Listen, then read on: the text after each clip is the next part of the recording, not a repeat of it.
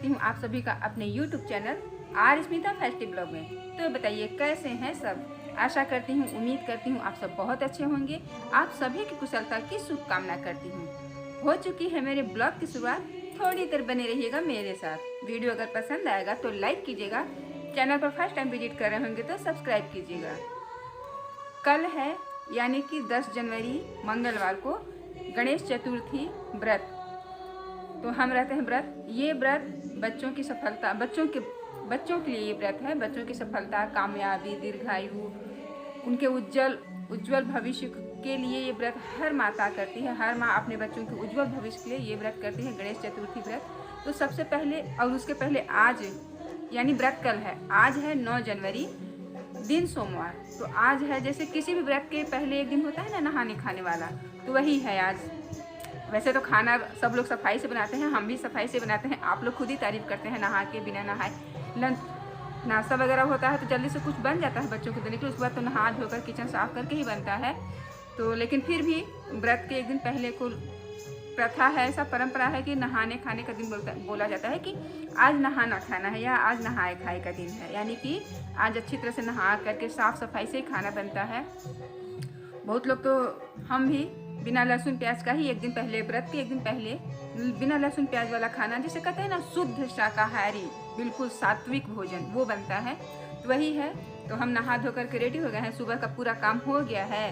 अब मतलब उसके बाद किचन भी एक बार साफ़ किए हैं। साफ़ करने के बाद अब चलते हैं खाना बनाने। तो आप सभी को, सभी माताओं को और सभी को गणेश चतुर्थी की शुभकामनाएँ। बहुत बहुत हार्दिक बहुत बहुत मंगलमय हो सभी के गणेश चतुर्थी व्रत। चलिए किचन में चलते हैं और हम जो जो करेंगे वो आप लोग देखिएगा। चलिए किचन में आज लेकर चलते हैं, आप लोगों के सामने सारा खाना बनाएंगे। क्या बनाते हैं क्या नहीं बनाते हैं। होता यह है ना कि जब हम किचन के पास रखते हैं कैमरे को तो खाना बनाते हुए आता है, और जब हम थोड़ा सा दूर रखते हैं तो वो नहीं आता। फिर भी आप लोग एडजस्ट कर लीजिएगा। हम चलते हैं आप लोगों के सामने, आप लोगों के साथ गणेश चतुर्थी का नहाने खाने का खाना, भोजन बनाने, जो हम सब मिल बांट करके खाएंगे। तो आ जाइए आप सभी का मोस्ट वेलकम है मेरी किचन में। और अभी यहाँ का जो खटपट, गिरने टूटने का, जो लड़ाई झगड़ा का जो औजारों के साथ होता है ना, उसकी मैं वॉइस म्यूट नहीं की है। आप लोग भी सुन लीजिए कि हम कैसे, जब हम काम करते हैं तो किचन की आवाज़ कैसे आती है। तो हम दाल रख करके बनाएंगे, दाल चावल रोटी सब्जी, कुछ मिला जुला सब्जी। तो दाल रख करके हम गए थे, आप लोगों से बात कर रहे थे, तो उतनी देर में दाल पक गया है। तो सबसे पहले दाल को हम छोड़ेंगे, यानी दाल में तड़का लगाएंगे। तड़का लगाने के लिए कढ़ाई गर्म करके इसमें थोड़ी सी कुकिंग ऑयल और एक सूखा मिर्चा, जीरा का तड़का लगा दिया है, क्योंकि कुछ ज़्यादा तो डालना नहीं है। तो दाल बन करके रेडी हो गया। अब हम बना लेंगे सब्जी, रोटी, चावल। तो आप लोग देखिए कि हम खाना मतलब जो भी भोजन बनाना है वो आप लोग देखिए। और इसके पहले एक वीडियो हम अपलोड किए हैं, यानी शॉर्ट्स अपलोड किए हैं, जिसमें हम पूछे हैं कि शिव जी की आधी परिक्रमा क्यों की जाती है। तो वैसे तो सबको पता होगा, पर हम गणेश चतुर्थी व्रत करते हैं। गणेश चतुर्थी व्रत की महत्ता के बारे में थोड़ा सा बताना चाहते हैं कि क्यों किया जाता है, या तो नहीं क्यों किया जाता है। अब या आप पे जाएंगे तो खैर क्या सही है क्या गलत है ये तो हम नहीं बताएंगे, खास करके मैं तो नहीं बता पाऊँगी, क्योंकि अगर मैं कहूँ ये करने से ये होता है तो मैं गलत हूँ। इसलिए जो लिखा, जो पढ़ा, जो शास्त्र भी हम नहीं जानते, जो थोड़ा बहुत सुने हैं अपनी दादी नानी के मुख से, वो मैं बता रही हूँ। या जो हमारे यूपी में, हमारे झारखंड में, हमारे बिहार में जो हम लोग सुन करके बड़े हुए हैं, जो सुनते सुनते हमारी परवरिश हुई है, उसको हम बताना चाहते हैं। ये गणेश चतुर्थी व्रत सभी माताएं अपने बच्चों की सफलता के लिए, लंबी आयु के लिए, क्या कहें, करती हैं। और हमारी यूपी में शायद ही ऐसा कोई घर होता होगा जहाँ पे ये व्रत नहीं होती होगी। हमारे झारखंड में भी, बिहार में भी गणेश चतुर्थी भाद्र महीने में और माघ के महीने में ये व्रत की जाती है। एक साल में 2 बार आता है। वैसे तो हर महीने में गणेश चतुर्थी व्रत होती है, पर पुत्र के लिए या बच्चों के लिए ये व्रत भादों में या माघ में किया जाता है, ऐसा हम लोग जानते हैं, ऐसा मैं जानती हूँ। तो जब ये बात हुई थी कि सबसे प्रथम पूज्य देवता कौन होंगे, तो उसमें इम्तिहान लिया गया था गणेश जी की और सभी देवताओं की, पर गणेश जी और कार्तिकेय की। तो कार्तिकेय मोर पर सवारी करके पूरे ब्रह्मांड और पूरी पृथ्वी की परिक्रमा करने लगे, और गणेश जी अपने चातुर्यता का प्रमाण देते हुए अपने माता पिता को बैठा करके परिक्रमा कर दिए, जो कि सब लोग इस कहानी को जानते हैं, सब लोग जानते हैं। तो जब उनको प्रथम पूज्य की उपाधि दिए शिव जी भोले बाबा, तो पार्वती माँ नाराज़ हो गई। पार्वती माँ नाराज़ हो गई और बोली कि एक ने अपने चातुर्यता का प्रमाण दिया तो उसको आपने प्रथम पूज्य का स्थान दे दिए, और एक ने अपने शारीरिक मेहनत करके पूरे ब्रह्मांड का, पूरी पृथ्वी को परिक्रमा कर रहा है, तो उसके साथ ऐसा दुर्व्यवहार क्यों? आप बहुत भोले, और उन्हीं ने उसी वक्त उनका नाम भोले रखे, भोले बाबा रखी, कि आप भोले हैं और गणेश जी अपने चातुर्यता से आपको जीत लिए। और वही पार्वती माँ ही बोलती हैं कि आपका कोई पूरा परिक्रमा आपको बैठा कर देगा तो वो प्रथम पूज्य हो जाएगा। इसलिए आज से मैं ये जो भी कह लीजिए अभिशाप देती हूँ, श्राप देती हूँ या वरदान देती हूँ, या कहती हूँ कि आज से आपकी कोई पूरी परिक्रमा नहीं करेगा, क्योंकि आपसे तो आपकी पूरी परिक्रमा करके तो कोई अपनी बात मनवा लेगा।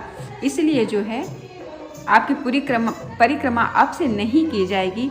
जहाँ से जल की धारा निकलती है, एक परिक्रमा वहीं से इस तरफ से शुरू होगी और जहाँ से जल की धारा निकलती है वहीं समाप्त हो जाएगी। पूरी परिक्रमा कोई नहीं लगाएगा, और उसी समय से, उसी टाइम से, उसी वक्त से शिव जी की पूरी परिक्रमा न लगाने की ये प्रथा हो गई कि शिव जी की पूरी परिक्रमा नहीं लगाई जाएगी।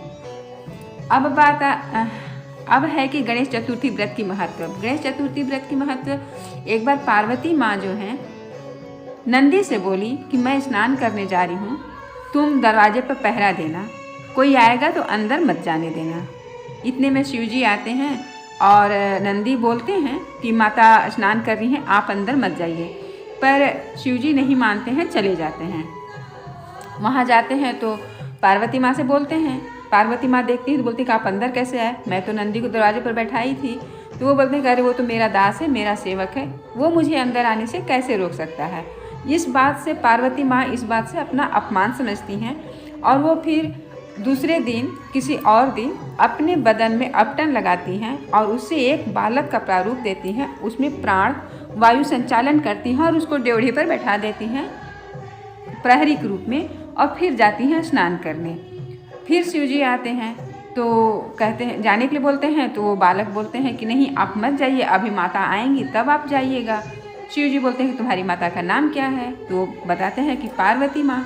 तो कहते हैं कि अरे तब तो मैं तुम्हारा पिता हूँ, मुझे अंदर जाने दो। लेकिन वो नहीं मानता है, वो बहुत रोकने की कोशिश करता है, तो उसका सिर काट देते हैं शिव जी अपने त्रिशूल से और अंदर चले जाते हैं। जब अंदर जाते हैं तो पार्वती माँ स्नान कर रही होती हैं, देखकर व्याकुल हो जाती हैं, बोलती हैं आप अंदर कैसे आए?